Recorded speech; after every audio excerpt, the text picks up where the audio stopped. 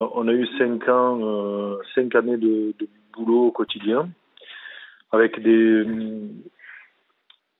moments où c'était pas toujours simple, mais on a eu des super moments, des moments un peu difficiles, pas toujours agréables à vivre, mais ce qu'on va garder, c'est moi ce que je garderai de Pape, c'est 5 années de travail. C'est quelqu'un qui connaissait bien le foot, avec qui il n'y a pas besoin de parler très longtemps pour la validation de certaines choses, les joueurs, la qualité des gens. On connaissait bien le foot, donc c'est assez facile.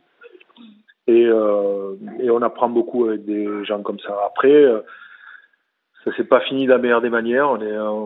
Ça faisait un petit moment qu'on se voyait plus. Je l'ai croisé la dernière fois dans un hôtel, on s'est salué. Mais effectivement, quelquefois dans les mariages, ça finit pas toujours bien. Mais je garde de lui le fait que c'était un très très bon président, quelqu'un qui connaissait bien le foot et quelqu'un qui, à son contact, tu apprends tous les jours, tout le temps. Et José, je disais tout à l'heure, il y a un truc qui est toujours très important pour les gens à Marseille. Alors tu me corrigeras si je me trompe, mais ce qui a fait aussi et ce qui comptait pour les gens de Marseille, c'est qu'il était réellement en harmonie, en phase avec les gens à Marseille, avec la ville, avec le club. Et c'est ça qui compte et c'est ça qu'on aime. Pas forcément d'être de Marseille, mais de s'y sentir et d'être un Marseillais d'adoption s'il faut l'être. Encore que lui, il a vécu là-bas.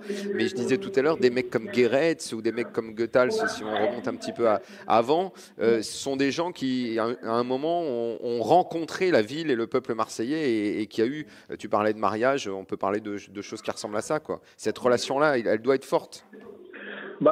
Alors, si tu veux, Pape, lui, il était pour moi complètement marseillais dans le sens où il est venu assez à 18 jeune, ans, il est arrivé. Ouais, c'est ça. Il est venu très jeune. Ouais. Après, il a travaillé, Eric le sait, il a travaillé à la Marseillaise et il nous a côtoyés, nous, quand on jouait. On l'a connu autrement qu'à Jean et autrement que voilà. Ça part de très loin.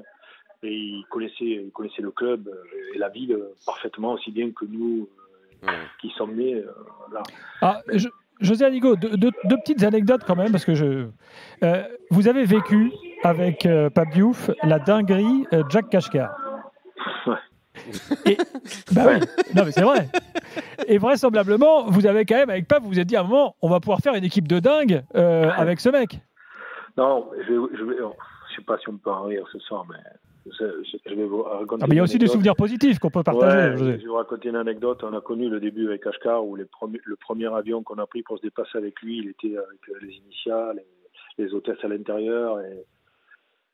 Enfin bref, tout le tralala pour draguer les gens, pour faire croire qu'on est très riche et très fort. Ouais. Et puis on a marché parce qu'on est rentré dans cet avion, on s'est regardé, on s'est dit effectivement on va jumper, on va devenir certainement le club le plus important et on va avoir des moyens parce qu'on faisait avec des bouts de ficelle, effectivement c'était différent.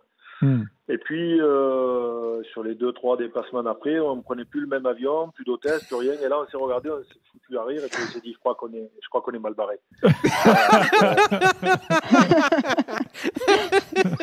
Ouais, quand l'avion change à la deuxième fois, ça commence à devenir un peu bizarre. Il n'y avait plus les mêmes choses, il n'y avait plus d'initiales, il n'y avait plus d'hôtesse, il n'y avait plus rien. Je te jure, on s'est regardé, on s'est regardé tous les deux, on allait à Bordeaux en plus, on s'est dit merde, c'est quoi ce truc?